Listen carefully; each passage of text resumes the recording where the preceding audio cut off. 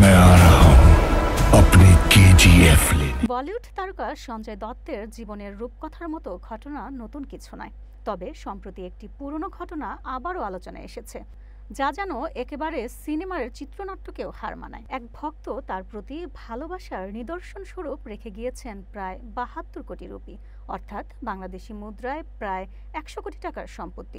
কিন্তু সঞ্জয় দত্ত অবাক করে দিয়ে সম্পূর্ণ সম্পত্তি ফিরিয়ে দিয়েছেন সেই ভক্তের পরিবারকে।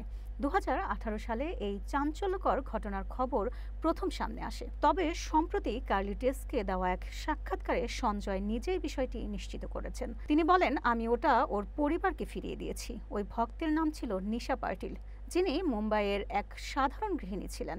মৃত্যুর আগে তিনি ব্যাংকে লিখিতভাবে জানান তার সব সম্পত্তি যেন সঞ্জয় দত্তের নামে হস্তান্তর করা হয়। নিশার মৃত্যুর পর বিষয়টি প্রকাশ্যে আসে এবং সারা দেশে বিস্ময় ছড়িয়ে পড়ে, যেখানে অনেকে এমন বিশাল অঙ্কের সম্পত্তি পেলে তা নিজের করে নিতে দ্বিধা করতেন না।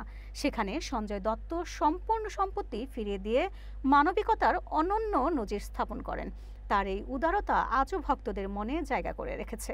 সঞ্জয় দত্ত ১৯৮১ সালে রকি ছবির মাধ্যমে বলিউডে আত্মপ্রকাশ করেন। এরপর নাম, খলনায়ক, বাস্তব, মুন্না ভাই, এমবিবিএস এর মতো একাধিক হিট ছবিতে অভিনয় করা হয়েছে কিংবদন্তির।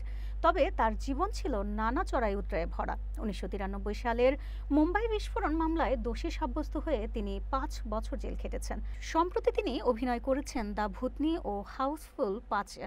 সামনে মুক্তি পাচ্ছে অখণ্ড ২ ও ধুরন্ধর নামের দুটি বড় বাজেটের ছবি, যেখানে তার সঙ্গে থাকবেন বালাকৃষ্ণা, রণবীর সিং, মাধব ও অর্জুন রামপালের মতো তারকারা। সঞ্জয় দত্তের এই মানবিক দৃষ্টান্ত আবারও প্রমাণ করল তারকার আসল পরিচয় শুধু রূপালী পর্দায় নয়, হৃদয়ে কতটা বড় তার প্রতিফলনেও।